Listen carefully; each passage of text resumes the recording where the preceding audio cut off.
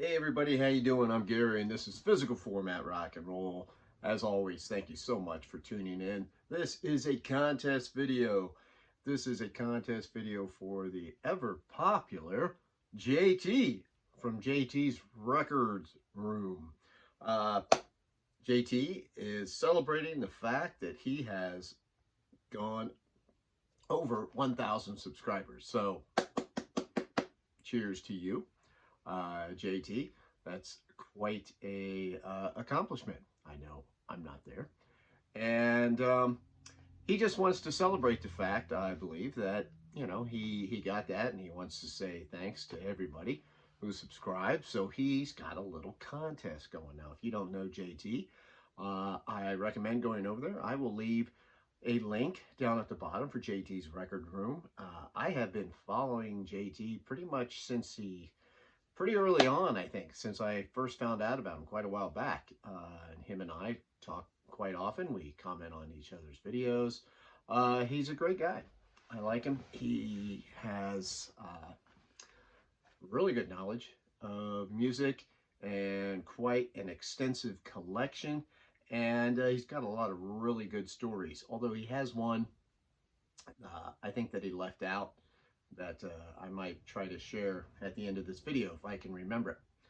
Anyway, his contest is as follows. First, show 3 albums from 3 different genres that you like. So I'm kind of going to go,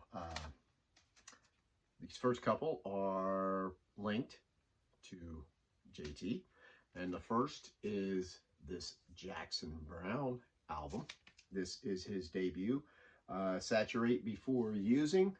And thanks to JT and the incredible Rich Strickler, who did a video quite a while back, it really kind of pushed me into listening to more Jackson Browne because they did such a good job. They made it sound interesting, and so I started getting some Jackson Browne records, and I actually really like him. And this particular record came from the man himself. This is from JT, so thank you very much. That would be the singer-songwriter genre. Next up is rock, the heavy rock, and this is Whitesnake live in the heart of the city. My connection with this to JT is the fact that he has met David Coverdale and shared that information. I love David Coverdale, one of my favorite rock stars. This, of course, is a live album from the earlier version of Whitesnake. This is from the late 70s, and this is a great album. It's a very good representation of that earlier Whitesnake live, so I highly recommend this one.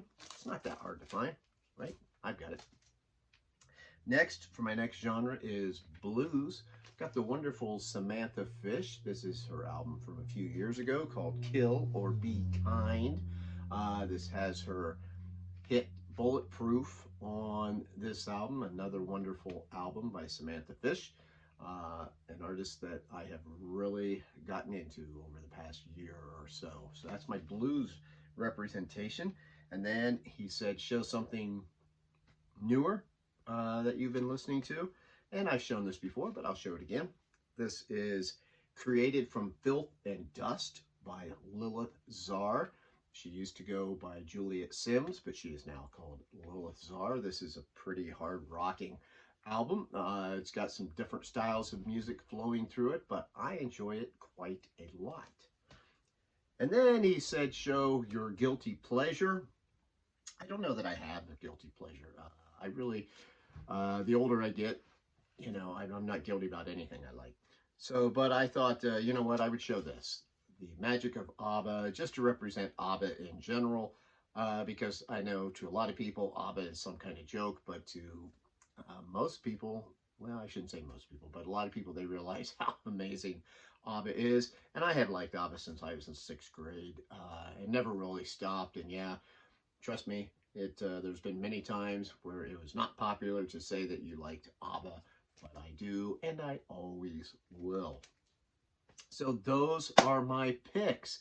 Now, I was thinking of JT, and um, one story that I don't think I've heard him say is like this is back from the early 70s. And one of the reasons why I started following JT so quickly is because I kind of remembered hanging out with him once way back in the day. This would have been like the early 70s.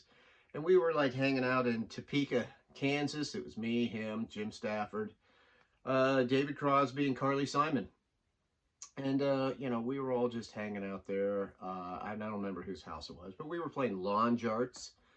Uh, those of you who, you know, are a little bit older remember what lawn jarts are, the big giant darts that you throw up in the air into a hoop, back and forth. So we're playing, you know, having a good time, just hanging out, listening to some music and stuff. Of course, David Crosby's loaded. No shock there. He keeps hitting on Carly Simon. I think maybe JT was a little bit too. He might have been hitting on her, even though she was older than him and everything, because we were, you know, just kids. Uh, but you know, Carly wasn't really having any of it.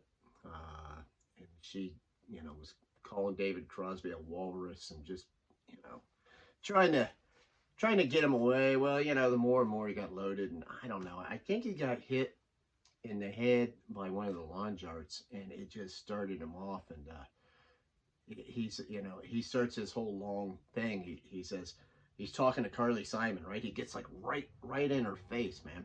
And he goes, I'm going to take you to a secret place where I got a vat full of dippity doo, 16 little red noses and a horse that sweats. I'm going to dip you in that vat of dippity doo. I'm going to tie a rubber band around my fanny, run around screaming like I'm an airplane. Make me take off, because I love you, Carly. And right about that time, man, Carly, she had enough. She took one of those lawn jarts and wham, she just nails Crosby right in the nuts. You know, he falls over, falls down on his knees, he pukes, falls into it. JT went over, looked at him real quick. He was breathing and everything, so you know, he said, you know, we're done with this idiot. Jim Stafford had like a notebook with him, and he said, "Excuse me," and he started writing something as he went taking off. Carly had went into the house, into the kitchen there or something. She's going to use the phone. JT went to, you know, kind of go check on Carly, see how that was going. And he came back out and he's like, let's go. Let's hit the road, man. I said, well, what's up? And he said, I don't know. She's on the phone with Warren Beatty. He's going to fly her up to the Nova Scotia, something like that. So we hopped on our Schwinn bicycles and, you know, we're riding, we're heading, we're going out to California, man. And we're riding there. We were riding our bicycles. Of course, you know, it's taken a while. Luckily, a pickup truck came up, picked us up, and it was Dennis Hopper was driving his pickup. I think it was like a 49 Ford or something that he had. He's like, hey, man, you guys want to ride? Throw your bicycles in the back. And so we did that. And, you know, I tell you what, it was crazy. But by the time we hit Laurel Canyon, we were running on empty. So, you know, some of you might not believe that story, but you know, how else can you explain the fact that I've got JT's signature on the back of this very old record? That's his signature, and that's no crap, man. Anyway, hey, go over, sub up JT's Record Room if you have not. Thank you so much for watching. I'm Gary. This is Physical Format Rock and Roll. Until the next time, my friends, I will see you down the road.